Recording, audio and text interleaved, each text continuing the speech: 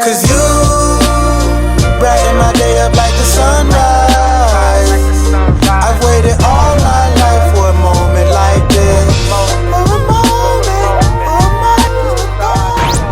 Hello and welcome back to another video. My name is John Dean. In today's video we are going to create and set up a Final Cut Pro library project folder in 10 seconds. Yes, that's right, you've heard me right. We are going to set up a whole library in 10 seconds with all the events laid out that we need and absolutely everything ready to go. So without further ado, let's dive into the computer and take a look at how on earth I achieve that. Let's go. Okay guys, what I've got set up here on the side is this quick access folder structure. So I've basically, what I've done is set up different project template folders with a Final Cut project library ready to go, so I can quickly grab it if I have some video that I want to do. So for instance, this very video that you are currently watching, I will grab this folder here, I'll click copy, and then I will go to my SSD drive and I tend to put it in there, and I hit Command V and it's copied the template folder structure.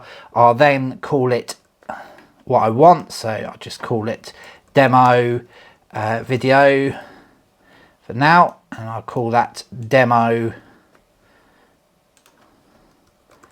video project library, and bam, I have my folder structure set up and ready to go. Now I've got this sort of layout here. Basically you could create your own sort of folder structure that you want to make. So I've got an exports folder, so everything that I export will go in there. Obviously I've got my thumbnail folder in there, so I've got a few old sort of thumbnails that I just quickly copy and paste and sort of use as a basis for new thumbnails. So if we click into this now, it will open up Final Cut. And this is the way I like to sort of structure my libraries. So I've got like an idents folder for all the idents that I use at the beginning and exit of the video. I've got a music and SFX, sound effects folder, which I dump any music, anything sound effects wise in there, obviously. And then I've got, I like to sort of have an orgs folder, I call it, which is basically all my video files, the original video files. Org stands for originals, and I just dump them in there and copy it into the library.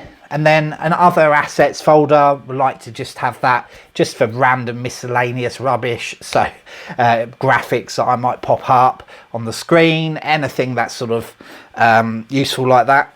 And then I've got my main projects folder. So I've already set up a project template, so I've got different versions. So I tend to work in 24 frames a second just because I like it. But I've got these other variations as well. So I'm in the UK, so typically 25 frames is the standard over in the UK. 30 frames is typically the standard for normal sort of national telly in the US, whereas 25 is over in the UK.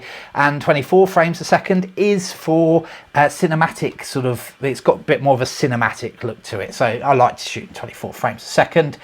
So I tend to just delete the ones I don't need for the project, and then what I'll do is once I finish this video I will literally dump everything in to this library here, and then begin work. Well, I'll rename my project to just call it demo for now, open it up, and then I would begin dragging my original files into the project timeline and begin the edit.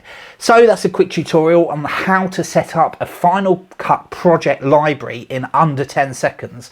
Now, personally, I love this setup. I think it's great. It works really well for me. It's got different variations of different types of work that I do. So hopefully this video has been helpful. If it has, please do remember to smash that like and that subscribe button if it's been helpful. If it's been rubbish, please do let me know. And if you're really disappointed and you really just want to get back at me, please leave me a negative comment and dislike this video, because I do appreciate the feedback, whether it's good or bad. Thanks ever so much for watching, guys. Have a good week, keep making videos, and I look forward to catching you in the next one. Bye for now.